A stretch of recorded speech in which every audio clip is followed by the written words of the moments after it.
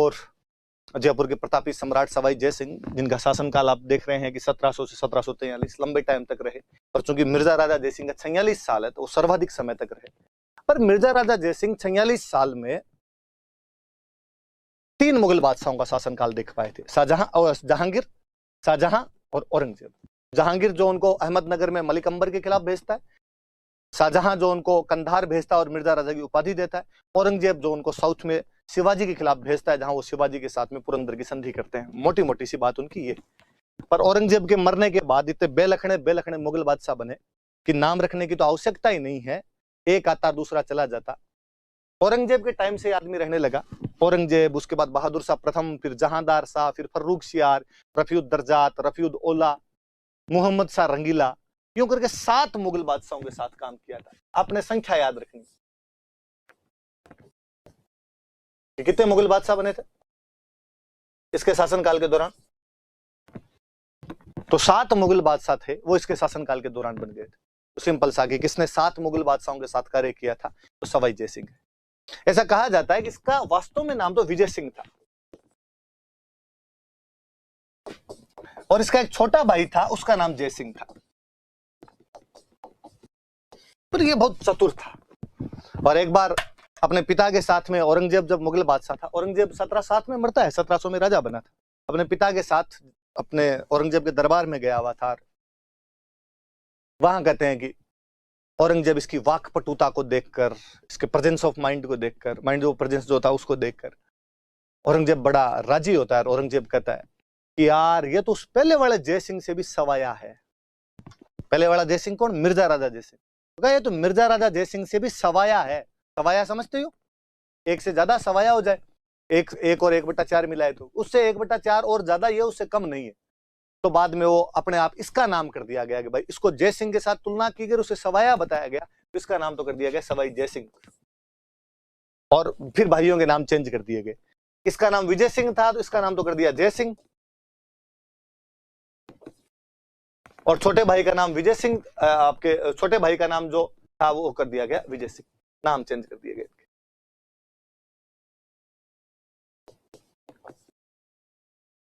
इसका नाम विजय सिंह था तो इसका जय सिंह कर दिया गया, और छोटे वाले भाई विजय सिंह का नाम बदलकर, तो क्या बोल रहा हूं मैं, हाँ, और उल्टा बोल गया क्या मैं।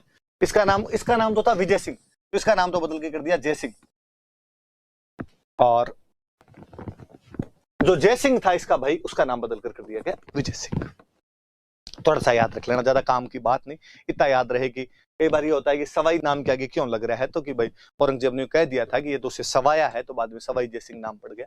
और उसके बाद में जयपुर में जितने राजा बने थे उनकी उपाधि सवाई चलती रही टिल इंडिपेंडेंस। जब तक राजतंत्र रहा था, जयपुर के सारे राजा कौन से टाइटल का प्रयोग किया करते थे? तो सवाई टाइटल का प्रयोग किया करते थे। ये टाइटल सबसे पहले किसके मिलता है? तो अपने को सवाई जय सिंह के मिलता है। 7 मुगल बादशाहों के साथ काम किया था।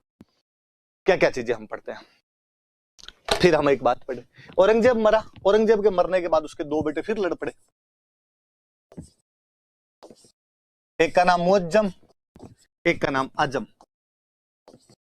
और इन दोनों के बीच में एक युद्ध होता है, जाजऊ का युद्ध।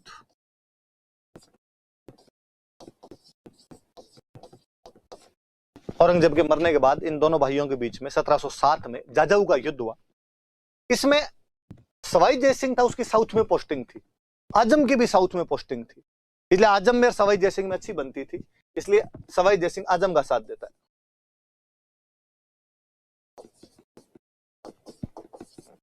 इसने आजम का साथ दिया। तो इसका जो छोटा भाई था विजय सिंह, नाम तो उल्टे किए, आप समझ ही रहे होंगे आप, छोटा भाई विजय सिंह, उसको लगता था राजा मैं बनूंगा, तो उसने मुअज्जम का साथ दे दिया।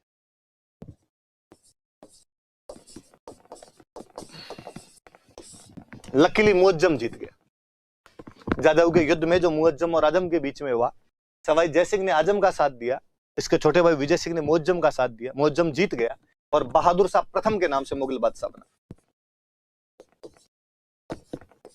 नाम बदल के कर लिया अपना बहादुर शाह, बाद में एक सेकंड और बनता है इसलिए हम इसको फर्स्ट कर देते हैं, इसके नाम से मुगल बादशाह बना। पर अब इसके मन में ये बात रही यार अपने खिलाफ कौन कौन थे। आजम तो मर जाता है युद्ध के अंदर, मार देता है बहादुर शाह या मुअज्जम जिसको हम कहते हैं। अपने खिलाफ कौन कौन थे?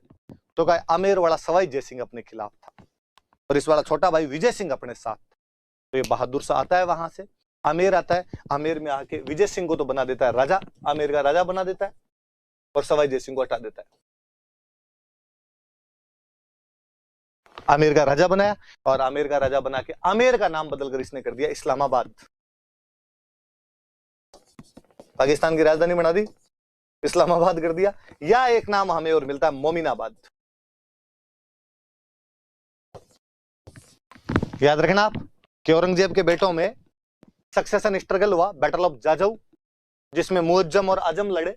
सवाई जय सिंह ने आजम का साथ दिया था, जीत मुअज्जम की हुई।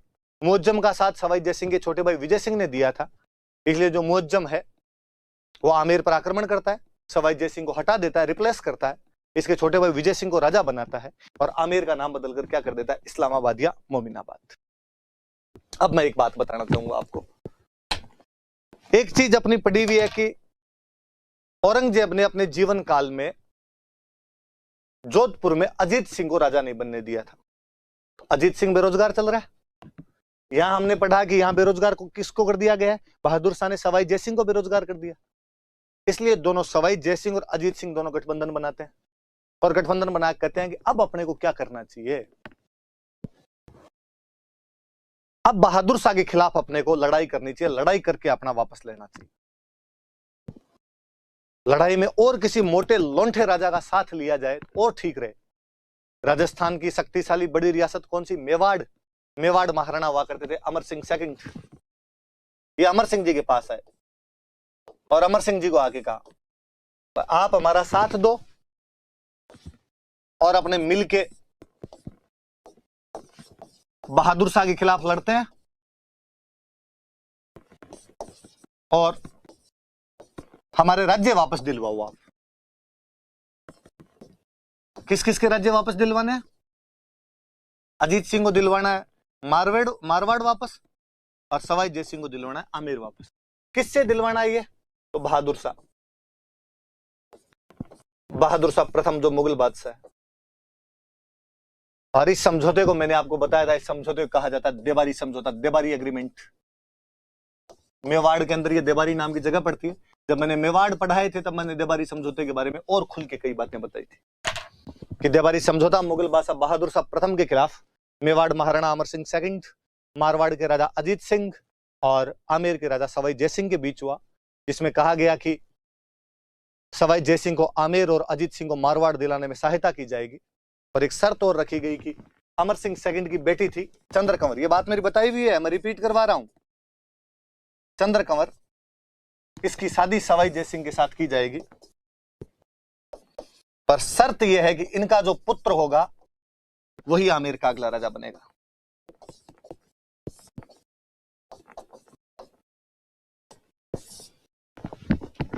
उसे अगला राजा बनाया जाना चाहिए। तो ये देबारी समझौता हुआ और इसमें फिर तीनों मिले, तीनों की सेनाएं, अमर सिंह ने अपनी सेना भेजी, सवाई जय सिंह और अजीत सिंह की सेना थी। पहले ये मारवाड़ गए, मारवाड़ पर वहां पर इन्होंने मुगलों का जो भी अधिकार था उसको समाप्त किया। मारवाड़ पे अजीत सिंह का कब्जा हुआ, फिर दोनों अजीत सिंह और सवाई जय सिंह की सेनाएं वहां से आगे बढ़ी। फिर एक युद्ध होता है, सांभर का युद्ध। फिर यहां मुगलों का कब्जा हो रखा था सांभर।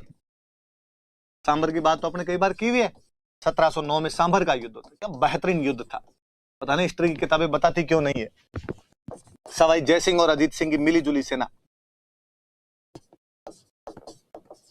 सवाई जय सिंह प्लस अजीत सिंह, सामने मुगलों का जो सेनापति था उसका नाम था सैयद हुसैन खान। सैयद हुसैन खान मुगल कमांडर था, मुगल सेनापति था। न केवल मुगलों को हराया गया बल्कि सैयद हुसैन खान को इस युद्ध में मार दिया गया था। और सांभर का युद्ध जीतने के बाद सवाई जय सिंह आमेर में प्रवेश करते हैं और आमेर के राजा बन जाते हैं। 1709 का सांभर का युद्ध, बैटल ऑफ सांभर। और उसके बाद में कहा गया कि सांभर मेवाड़ और मारवाड़ दोनों की जमीन है। तो कोई पूछेगा कौन से शहर को मेवाड़ और मारवाड़ दोनों का मिला जुला अधिकार वाला शहर माना जाता था, तो सांभर था। और कालांतर में जब अंग्रेजों ने सांभर की झील ली थी नमक बनाने के लिए, तो यहां से जितने भी रेवेन्यू वगैरह आता तो उसको भी जयपुर और जोधपुर दोनों में बांटा जाता था। यहां से नमक बनाने का था तो बाद में जयपुर जोधपुर दोनों में बंटता था। अंग्रेजों ने जब कब्जा किया तब भी उन्होंने दोनों के साथ वैसे संधि की कि भाई यहां से जो भी रेवेन्यू आएगा वो आपके अंदर बांट दिया जाएगा। तो याद रखना भाई, ये सांभर का युद्ध था, इसके बाद में यहाँ पर ये कब्जा कर लेते हैं। और सईद हुसैन खान मुगल कमांडर था, तो इसके अंदर लड़ता हुआ मारा गया था। ये सब देबारी समझौते के बाद की बातें हैं। देबारी समझौता जब मैंने पढ़ाया था तो मैंने और आपको पढ़ा दिया था। कहने का मतलब यह है कि सवाई जयसिंह अपने बाहुबल से अपना राज्य पुनः प्राप्त करता है, न केवल बाहुबल से बल्कि डिप्लोमेसी, और जब वो राजस्थान के बाकी 2 रियासतों को भी मुगलों के खिलाफ अपने साथ लेकर आ जाता है। एक ये फोटो है देबारी समझौते के बाद की, जिसमें बीच में अमर सिंह सेकंड है, मेवाड़ के राजा, मेवाड़ी पगड़ी आप ऊपर देख सकते हैं। उस साइड में ये अजीत सिंह है, ये इधर वाले घोड़े पर बैठे हैं, ये सवाई जयसिंह बैठे हैं। अमर सिंह सेकंड पीछे मुड़ के जिस व्यक्ति से बात कर रहे हैं वो राजपुताने का गैरिबाल्डी वीर दुर्गादास राठौड़ है। पीछे दुर्गादास राठौड़ चल रहे हैं, बराबर में 3 राजा चल रहे हैं। वो देबारी समझौता जिसके अंदर दुर्गादास राठौड़ ने राजस्थान की 3 रियासतों को एक साथ लाकर खड़ा कर दिया था। जो काम गैरिबाल्डी ने इटली के एकीकरण में किया था, कुछ उसी प्रकार का काम दुर्गादास राठौड़ राजस्थान के एकीकरण में कर देता है। वो राजपुताने की 3 बड़ी रियासतों को एक साथ लाकर खड़ा कर देता है। ऐसी कौन से समझौते के दौरान किया गया था, तो आप याद रखें, देबारी एग्रीमेंट के बाद किया गया था। तमाम बातें जो मैंने बताई याद रहे आपकी। मेवाड़ पेंटिंग है, बहुत अच्छी मेवाड़ की पेंटिंग बनी हुई है। मैं पहले इन नीचे वाली 2 की बात करना चाहूंगा, फिर मैं ऊपर चलना चाहूंगा। बूंदी विवाद में आपको बता चुका हूं, हम पढ़ चुके हैं कि वहां बूंदी में एक राजा थे बुद्ध सिंह, उनके कोई बेटा नहीं था, इसलिए सवाई जयसिंह के कहने पर वहां पर दलेल सिंह नाम के एक लड़के को गोद लिया गया था, जो कि करवड़ के जागीरदार सालिम सिंह का बेटा था। और कालांतर में बुद्ध सिंह के खुद के उमेद सिंह नाम का जब बेटा हो गया था, तो वहां उन दोनों के बीच में लड़ाई हुई थी। सवाई जयसिंह उसमें इंटरफेयर करता है, सवाई जयसिंह उसमें दलेल सिंह का साथ देता है। सवाई जयसिंह ने साथ दिया और उमेद सिंह का साथ मराठे देते हैं। तमाम बातें क्या थी क्या नहीं थी मैं दोहराने की आवश्यकता नहीं समझता कि आप जब मैंने बूंदी पढ़ाया था तब सारी बातें सुन चुके हैं, पर याद रहे कि जयपुर बूंदी विवाद क्या था, कभी ऐसा क्वेश्चन आ सकता है, इसलिए मैंने दोबारा यहां मेंशन किया ताकि आपकी चीजें याद रह जाए। ऐसे भरतपुर के अंदर एक और हुआ था। कहते हैं कि औरंगजेब की मृत्यु के बाद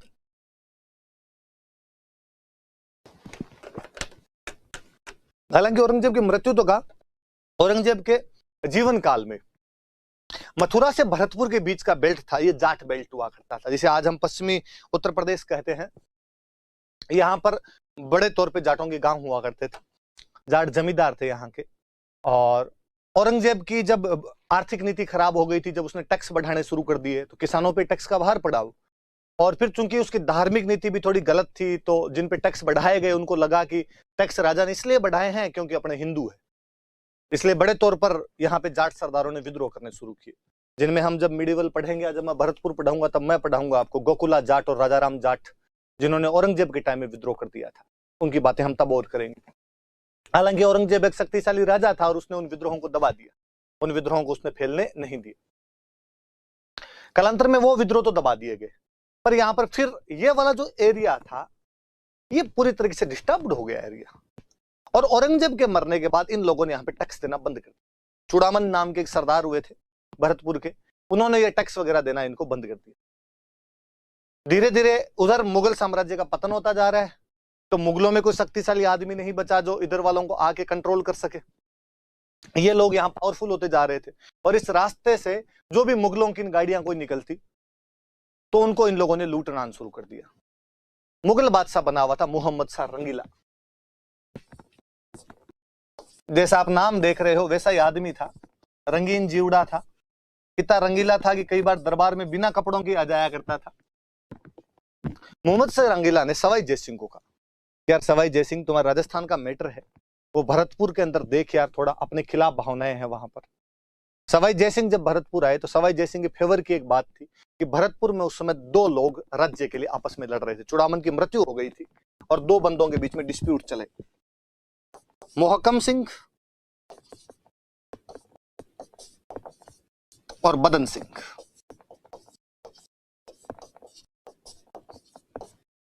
मोहकम सिंह और बदन सिंह के बीच में डिस्प्यूट चल रहा था। मोहकम सिंह राजा बना हुआ था और बदन सिंह चाहता था कि राजा मैं बनूं। सवाई जयसिंह ने बदन सिंह का साथ दिया। सवाई जयसिंह ने कहा कि बदन सिंह मैं तेरे को राजा बना दूंगा। उसने कहा थैंक यू, आप कहोगे वैसे मैं कर दूंगा, तो तुझे ये जो विद्रोह चल रही है बंद करने पड़ेंगे, हम तेरे को राजा ही मान लेंगे, और राजा मान लेंगे तो टेरिटरी अलग तो इतने इधर शांति से रहे, मुगलों को उधर शांति से रहने दे। बदन सिंह ने कहा ठीक है, तो बदन सिंह को राजा बना दिया गया। बदन सिंह को डीग की जागीर दी थी सवाई जय सिंह ने, डीग की जागीर दिलवाई मुगलों से, ये जागीर दो भाई इसको, ये ब्रिज प्रदेश है, इसलिए कहा जाट राजा बदन सिंह को आज के बाद ब्रिज राज कहा जाए,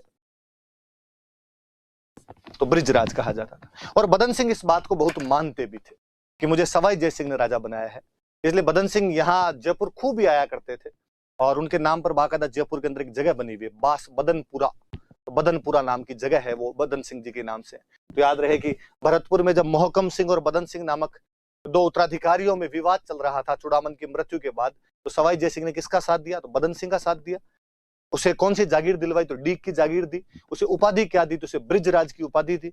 और ऐसा किसने कहा था उसे करने के लिए? तो मोहम्मद शाह रंगीला ने कहा था।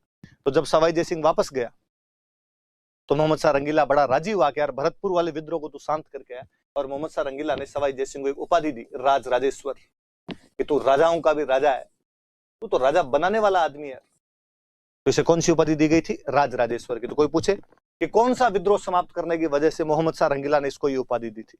तो भरतपुर विद्रोह शांत करने की वजह से। भरतपुर में विद्रोह था किसके बीच? मोहकम सिंह और बदन सिंह। सवाई जय सिंह किसका साथ देता है? बदन सिंह।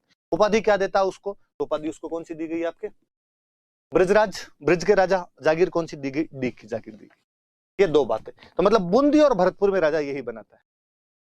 बूंदी के अंदर ये दलेल सिंह को राजा बनाता है, और जब तक जिंदा रहा था इसने मराठों से पंगे लिए थे और दलेल सिंह को राजा बना के रखा था। और भरतपुर में तो बदन सिंह जी को बना ही दिया था। हम भरतपुर पढ़ेंगे तब ये बात भिन्न रूप से और करेंगे। ऐसे ही जोधपुर और बीकानेर में विवाद की स्थिति चल रही है। जोधपुर में राजा हुआ करते थे अभय सिंह, बीकानेर में राजा हुआ करते थे जोरावर सिंह। आपको नाम याद आ रहे होंगे सभी नाम, अभय सिंह, जोरावर सिंह। ये आपने हुरडा सम्मेलन में राजा पढ़े हैं सारे के सारे। ये आपके जोधपुर का राजा। इनके बीच में विवाद चल रहा था। सवाई जय सिंह और अभय सिंह की आपस में बनती नहीं थी। मैंने बताया था हुरडा सम्मेलन वाले में भी अध्यक्ष को लेकर इनके बीच विवाद हो गया था, और इस बात पर ये जोरावर सिंह का साथ देता है। तो जोरावर सिंह का साथ किसने दिया? सवाई जय सिंह। और सवाई जय सिंह ये युद्ध जीत लेता है। साथ क्या देता है? सवाई जय सिंह लड़ता है अभय सिंह से इस युद्ध में। अभय सिंह इस बात से नाराज था कि तू बीकानेर वालों की सहायता कर रहा है। गंगवाना अजमेर के अंदर एक जगह पड़ती है। 1741 के इस युद्ध में सवाई जय सिंह की जो सेनाएं है वो जोधपुर की सेनाओं को, अभय सिंह की सेनाओं को हरा देती है। तो ये भी याद रखे भाई कि अभय सिंह जोरावर सिंह वाला विवाद था, उसमें सवाई जय सिंह ने किसका साथ दिया था? तो जोरावर सिंह बीकानेर का साथ दिया था। हम आगे बढ़े। उस समय की सबसे बड़ी ताकत मराठे थे। किसी टाइम में राजस्थान के राजा या तो मुगलों के लिए लड़ते थे या मुगलों के खिलाफ लड़ते थे। अब मुगलों में इतनी ताकत ही नहीं बची थी कि मुगलों से लड़ा जाए। या अब नई ताकत जो थे वो मराठे थे। मराठे लगातार साउथ में तो हिट हो ही गए थे। अब साउथ के बाद मराठे मालवा पर अटैक कर रहे थे। मालवा और गुजरात मैंने कि बताया जैसे कि धन धान्य वाले प्रदेश उत्तर भारत के, और कोई भी मुगल बादशाह या दिल्ली का सुल्तान जो भी बनता वो चाहता कि वो मालवा और गुजरात पर तो अपना नियंत्रण बना कर रखे, वहां पर कंट्रोल रहे। पर अब कमजोर मुगल बादशाहों से मालवा का नियंत्रण नहीं रह पा रहा था। इसलिए मुगलों को लगा कि किसी ऐसे बंदे को मालवा का नियंत्रण दिया जाए जो शक्तिशाली हो, वहां का संभाल सके। हालांकि मुगल तो नहीं भी चाहते होंगे, पर मुगलों को मराठों को दबाना जरूरी था। सवाई जय सिंह उस समय का शक्तिशाली राजा। सवाई जय सिंह 3 बार मालवा का गवर्नर बनाया गया था। याद रहे, ये क्वेश्चन पूछा हुआ है कि सवाई जय सिंह कितनी बार मालवा का गवर्नर बनाया गया था, कितनी बार सूबेदार बनाया गया था? तो 3 बार मालवा का सूबेदार बनाया गया था। बड़ी बात है। 1713 में फर्रुखसियर, 1730 और 1732 में मोहम्मद शाह रंगीला, इसे 3 बार मालवा का गवर्नर बना देते हैं। और ये खुद कि जब मुगलों की तो चल ही नहीं रही है, वो भरतपुर का विवाद ही नहीं दबा पा रहे थे, और वो भी सवाई जय सिंह जाके दबा के आ रहा है, जो कि एक नई नई रियासत बन रही थी भरतपुर। हालांकि उसके बाद तो भरतपुर ने और अपना विकास किया। तो मालवा में तो मुगल क्या ही संभाल पाते। तो उन्होंने सवाई जय सिंह को भेजा, और सवाई जय सिंह ने भी उन पर दबाव दे के मालवा ले लिया। उनका कि मैं ठीक है मराठों के खिलाफ लड़ने के लिए चला जाऊंगा, लेकिन मुझे मालवा देना पड़ेगा। असहाय दुर्बल मुगल बादशाह क्या करते और उन्होंने सवाई जयसिंह को 3 बार मालवा का गवर्नर बना दिया। तो उस मालवा पर नियंत्रण के लिए सवाई जयसिंह के मराठों के साथ में लड़ाइयां होती है। 3 युद्ध है। पील सूद के युद्ध मालवा में 3 जगह पड़ती है, मंदसौर का युद्ध, रामपुरा का युद्ध। 1715, 1733, 1735। मैं याद दिलाता हूं कुछ चीज सोचना। 1713 में फर्रुख शेर के कहने पर यह मालवा का गवर्नर बनता है। मराठों के साथ वहां पर इसका पील सूद नामक स्थान पर युद्ध होता है। 1715 में सवाई जयसिंह जीत जाता है। जीत करने का मतलब किसकी? तो सवाई जयसिंह की बोल रहा हूं।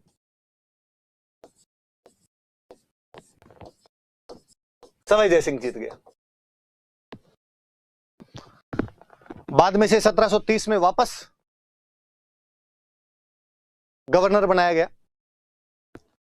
1732 में वापस गवर्नर बनाया गया। 1732 में जब ये वापस गवर्नर बना तब फिर इसकी एक बार मराठों से वहां पर टक्कर होती है मंदसौर में। इस बार ये हार गया। अब देखना आप बात, जाना पिछले नोट्स पर आप। 1733 में मंदसौर के युद्ध में सवाई जयसिंह मराठों से हार जाता है। इसलिए सवाई जयसिंह की एक बात बहुत ढंग से समझ में आई कि मराठों के खिलाफ अब अकेले पार नहीं पड़ेगी। अब पील सूद वाली स्थिति नहीं है जब मैंने मराठों को हरा दिया था। अब मराठे ज्यादा शक्तिशाली होते जा रहे हैं।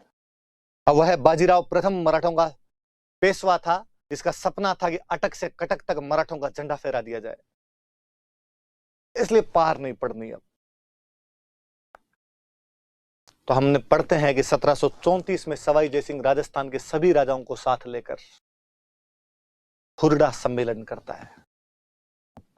सब राजाओं के अपने अपने स्वार्थ। मेवाड़ की बाउंड्री मालवा तक लगती थी, इसलिए मराठे मालवा में जब लूटपाट करने आते हैं तो मेवाड़ में लूटपाट कर रहे हैं। हमने पढ़ा कि मेवाड़ इनका सबसे पहले शिकार बना था। कोटा की बाउंड्री मध्य प्रदेश में लगे, इसलिए कोटा भी उनका केंद्र बना हुआ। बूंदी के तो उत्तराधिकार संघर्ष का नतीजा ही अपने आप में मराठे कर रहे हैं। जोधपुर वाला अभय सिंह गुजरात तक अपना नियंत्रण स्थापित करना चाहता है, मारवाड़ का नियंत्रण वहां तक ले जाना चाहता है। मराठे भी उधर गुजरात में अपना इंटरफेयर करना चाहते हैं, इसलिए अभय सिंह की उधर टक्कर हो रही है उनके। अभय सिंह का भाई बख्श सिंह था तो वह भी तैयार हुआ साथ में कि मैं भी चलूंगा। किशनगढ़, करौली और बीकानेर के राजा भी तैयार हुए। और इन सब ने हुरडा में 17 जुलाई 1734 को एक प्रतिज्ञा की कि सभी एक दूसरे के मित्र बने रहेंगे। मराठों के खिलाफ वर्षा ऋतु समाप्त होने के बाद रामपुरा में युद्ध किया जाएगा। पर मैंने बताया कि राजाओं की खुद की महत्वाकांक्षाएं इतनी ज्यादा थी, इतने ज्यादा सेल्फ एम्बिशियंस रूलर हुआ करते थे कि दूसरे के झंडे के नीचे लड़ने के लिए ज्यादातर तैयार हो ही नहीं पाते थे। उसमें भी एक दूसरे के तो मरे ही नहीं हो पाते थे। बीच बीच में कोई छोटे मोटे प्रयास हम भले ही देखते हो, वो प्रयास जब भी ऐसे हुए तो सफल भी हो पाए। वो प्रयास संगा के टाइम में, प्रताप के समय में यदि ये लोग मिलजुल के लड़े तो सफल भी हो गए, लेकिन वो अपवाद है। इसलिए रामपुरा वाले मैदान में अपनी सेनाएं तो भेजी, फिर भी सबने थोड़ी सेनाएं भेजी, लेकिन इस बार फिर ये रामपुरा में हार गए थे। तो इनमें कनेक्शन है आपस में कि मंदसौर में 1733 में हारने के बाद 1734 में हुरडा सम्मेलन है। हुरडा सम्मेलन की लाइन है कि वर्षा ऋतु समाप्त होने के बाद रामपुरा में मराठों के खिलाफ युद्ध किया जाएगा। ये रहा रामपुरा का युद्ध, इसमें वापस हार गए थे। तो मराठों के और सवाई जयसिंह के बीच में क्या क्या चीजें थी, तो ये चीजें याद रख लेना। 3 युद्ध याद रखने हैं आपको। ये मालवा पर कब्जे को लेकर हो रहे थे। इधर बाजीराव प्रथम की 1740 में मृत्यु हो जाती है। उसका बेटा बालाजी बाजीराव अब नया पेशवा बनता है। सवाई जयसिंह को पता चल गया कि अब मालवा में कंट्रोल नहीं रखा जा सकता। सवाई जयसिंह ने मुगल बादशाह मोहम्मद शाह रंगीला को कहा कि मालवा पे अब मराठों का नियंत्रण होगा, हम नियंत्रण नहीं रख पाएंगे वहां पे।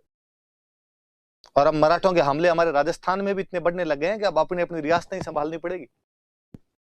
उधर मराठे इतने शक्तिशाली हो गए थे कि वो दिल्ली तक जाकर टैक्स ले रहे थे। और हम मॉडर्न पढ़ेंगे तब पढ़ेंगे कि बाजीराव प्रथम एक दिन अपने मात्र 500 घुड़सवारों के साथ दिल्ली जाकर घेर लेता है। दिल्ली का मुगल बादशाह मोहम्मद शाह रंगीला बाजीराव प्रथम के नाम से दिल्ली छोड़कर भाग जाता है। मोहम्मद शाह रंगीला ने कहा, तू यार सवाई जयसिंह इंटेलिजेंट आदमी है, तू तो मराठों से एक बात कर ले कि यार ये दिल्ली में लूटपाट करने नहीं आए और मैं खुद इनको मालवा दे देता हूं। दिल्ली आते हैं तो यार बेइज्जती होती है यार, थोड़ी बहुत तो बंदे की इज्जत रहने दो यार ऐसे। फिर सवाई जय सिंह 1741 में पेशवा बाजीराव के साथ में धौलपुर में एक समझौता करता है और उसमें वो कहता है कि मैं आपको मुगलों से मालवा दिला दूंगा, या वो नर्मदा नदी के इधर इधर वाला भाग दिलाता है, थोड़ा ये वाला भाग आपको दिला दिया जाएगा, आप प्लीज लूटमार करने उनके एरिया में लूटमार मत करो, सीधा सीधा हम आपको ये दिलवा देंगे। तो सवाई जय सिंह और पेशवा बाजीराव बालाजी बाजीराव के बीच समझौता हुआ था। रुपए वगैरह इतने रुपए दे दिए जाएंगे, कई बातें की गई थी इसके अंदर। अपने को समझौते के ज्यादा अंदर नहीं जाना, इतना याद रखना है। सवाई जय सिंह किसकी तरफ से था? तो मोहम्मद शाह रंगीला का प्रतिनिधि है इसमें। सिंपल सा आपसे कोई पूछेगा कि धौलपुर समझौता किस किस के बीच में हुआ था, तो धौलपुर समझौता एक तरीके से तो मुगलों और मराठों के बीच में है, पर मुगलों की तरफ से बातचीत कौन कर रहा है? तो सवाई जय सिंह कर रहा है 1741 में। कौन से मराठा पेशवा के साथ? तो बालाजी बाजीराव के साथ में समझौता किया जा रहा है। आप देखिए, वह राजा जो अपने बाहुबल से, अपनी डिप्लोमेसी से न केवल राजस्थान की रियासतों को मुगलों के खिलाफ एक करता है, बल्कि अपने राज्य आमेर पर कब्जा करता है और सवाई और अजीत सिंह को भी मारवाड़ दिलवाता है। वह राजा जो ये तय करता है कि भरतपुर में राजा कौन बनेगा, बूंदी में राजा कौन बनेगा, जोधपुर बीकानेर की लड़ाइयां वो डिसाइड करता है। मुगलों की तरफ से मालवा मिलने के बाद मराठों से लड़ता भी वही है, राजस्थान के राजाओं को मराठों के साथ में एकजुट करने के प्रयास भी वही करता है, मराठों और मुगलों के बीच में भी समझौते वही आदमी करवाता है। तो अपने समय का एक बेहतरीन योद्धा रहा होगा, कूटनीतिज्ञ रहा होगा, डिप्लोमेट रहा होगा। और हम देखते हैं कि अक्सर जो राजा लड़ाइयों में अपना जीवन गुजारते हैं उनकी कल्चरल एक्टिविटीज थोड़ी कम होती है, जिसके अपवाद हम राज सिंह और कुंभा को देखते हैं, वरना हम सांगा के जीवन काल में उसकी कल्चरल एक्टिविटीज नहीं देखते हैं। सवाई जय सिंह इसका ठीक उल्टा है। अपनी कल्चरल एक्टिविटीज से तो इस राजा को दुनिया का महानतम राजा घोषित कर दिया जाना चाहिए। क्या इंटेलिजेंट आदमी रहा था सवाई जय सिंह अपने समय का, हम देखते हैं।